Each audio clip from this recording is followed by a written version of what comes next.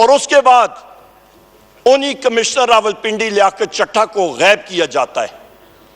4-5 दिन वो कहीं पे चिल्ला काटते हैं हिमालय या हिंदू कुश की पहाड़ियों की चोटी पे, शायद केटू की चोटी में गए होंगे। सर्दियों का मौसम था, 4 दिन केटू की चोटी पे वो या नंगा पर्वत की चोटी पे वो चिल्ला काट के जिस वक्त वापस आए तो माशाल्लाह उनका सॉफ्टवेयर अपडेट हो चुका था। ये एक अलमिया है जनाब स्पीकर, जो हमारी तारीख का एक बहुत बड़ा स्याह बाब है। जनाब स्पीकर, रावलपिंडी कमिश्नर लियाकत चट्टा को फिलफोर एक कमीशन के सामने बुलाया जाए।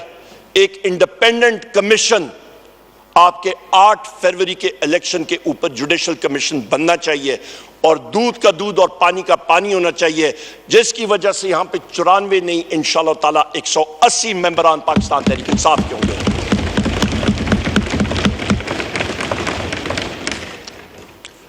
जनाब स्पीकर, मेरे कायद जनाब इमरान खान साहब ने इंस्ट्रक्शंस दिए हैं पार्टी को।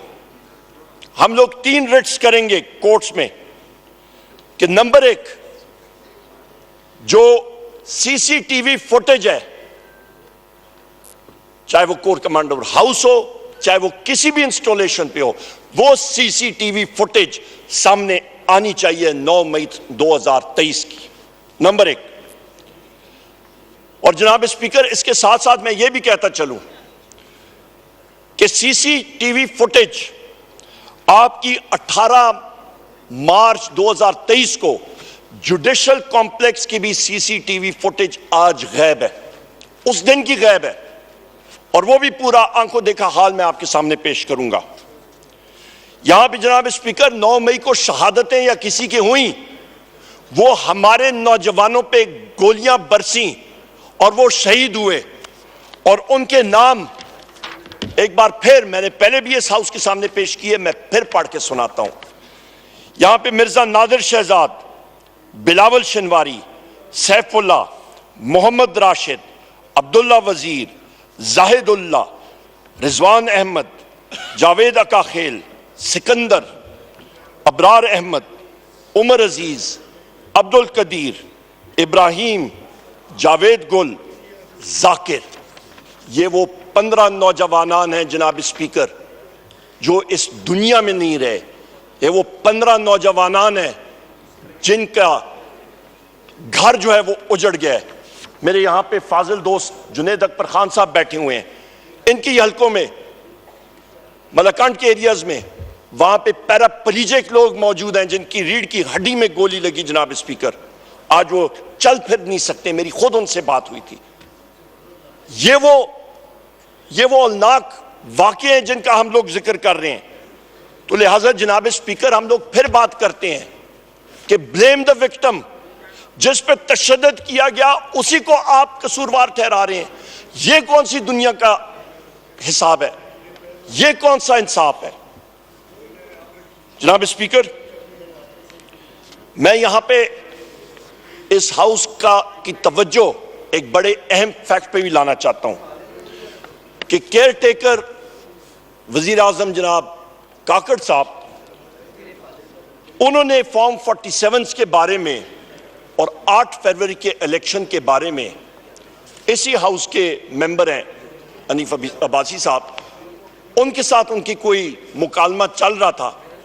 वहां पे उन्होंने कहा, वीट स्कैंडल के हवाले से, वहां पे भी गंदम का जो स्कैंडल बना हुआ है, स्कैम बना हुआ है, उसके ऊपर भी रोशनी डालूंगा।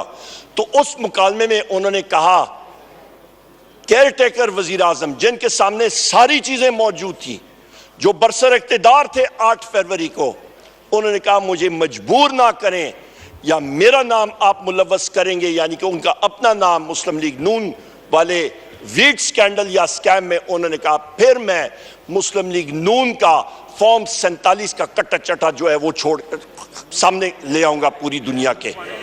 सो ये वो हकायक है जब खुद एक केयर टेकर प्राइम मिनिस्टर की जबान से ये चीज आती है, और ये कोई छुपी ढकी चीज नहीं है, ये सामने है। इसके साथ साथ जनाब स्पीकर, ये जितने वाकयात हैं, मैं फिर रिपीट करता हूं, चाहे वो वोट ऑफ नो कॉन्फिडेंस हो, चाहे वो ये अटैक्स हो वजीर आजम इमरान खान साहब पे, कातिलाना अटैक्स हो, ये सब के सब लंदन प्लान का हिस्सा थे। जनाब स्पीकर, मैं यहां पे फिर आपकी और हाउस की याद जरा ताजा करना चाहता हूं कि 16 मार्च 2023 जिस वक्त वजीर आजम इमरान खान साहब के घर पे SSP ऑपरेशंस शहजाद बुखारी जो हैं वो वारंट लेके आते हैं, मैं भी वहां पे मौजूद था इत्तेफाक से, और जनाब जैन कुरैशी साहब के मोहतरम वालिद साहब मखदूम शाह महमूद कुरैशी साहब भी, हम लोग वजीर आजम इमरान खान साहब के ड्राइंग रूम में खड़े थे। हमें मालूम हुआ कि जनाब पुलिस वहां पे आई है।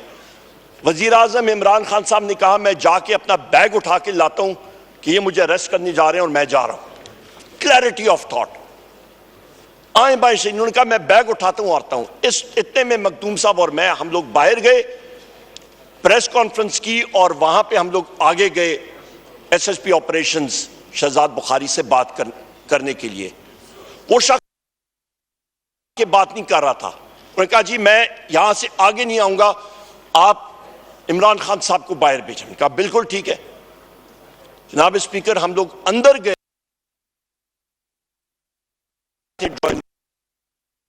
टीयर गैस का सीधा उनकी लॉन में, बगैर किसी प्रोवोकेशन के, बगैर किसी वजह के, कोई बदअमनी नहीं थी।